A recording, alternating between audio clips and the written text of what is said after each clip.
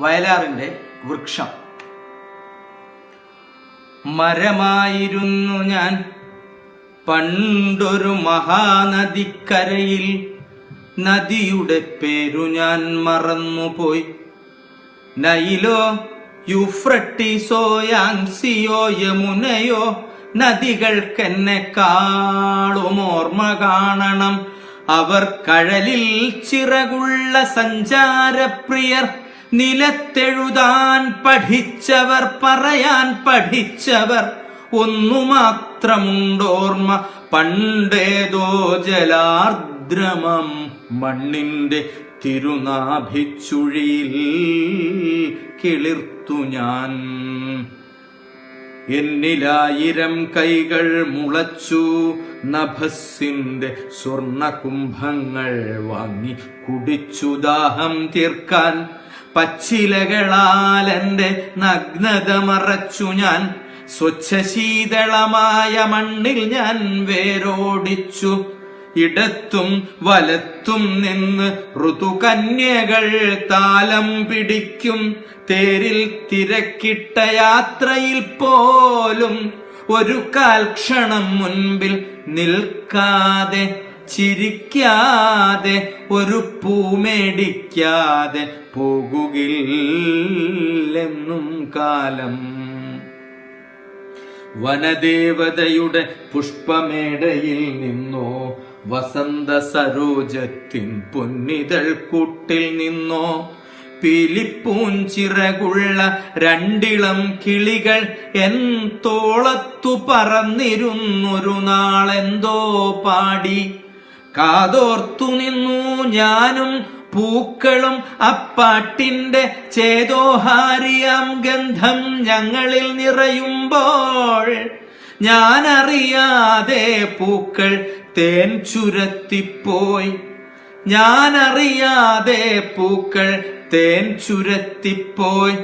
എന്റെ താണച്ചില്ലയിൽ കാറ്റിൽ കിളികളൂഞ്ഞാലാടി.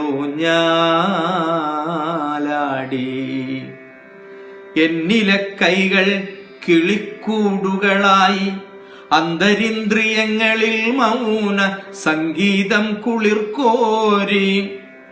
ഉറക്കെ പാടാൻ തോന്നി പാട്ടുകൾ എന്നാത്മാവിൻ അറകൾക്കുള്ളിൽ കിടന്നങ്ങനെ ശ്വാസം മുട്ടി. അന്നൊരു ശരത്കാല പൗർണമിയൊഴുക്കിയ ചന്ദനപ്പുഴ നീന്തി കടന്നു നടന്നൊരാൾ സൗമ്യഭാവനായി എന്റെ അരികത്തെത്തി.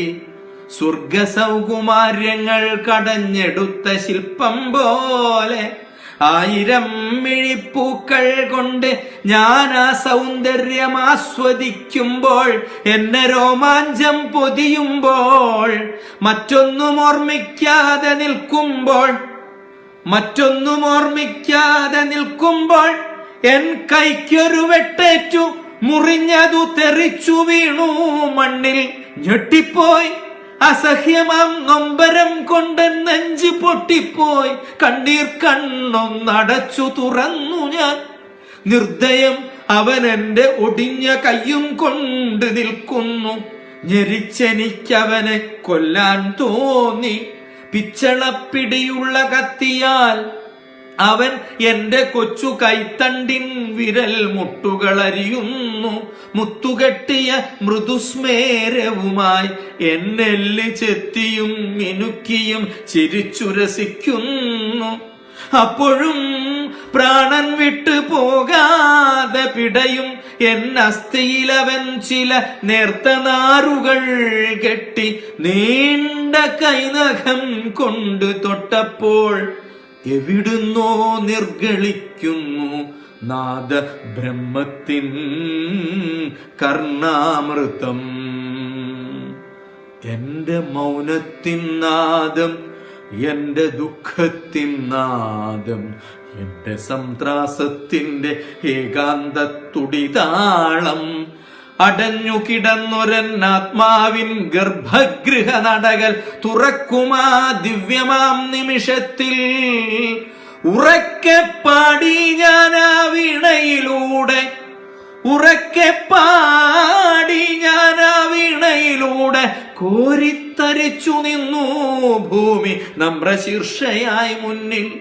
മരത്തിൻ മരവിച്ച കോടരത്തിലും പാട്ടിനുറവ കണ്ടെത്തിയോരാഗാന കലാലോലൻ.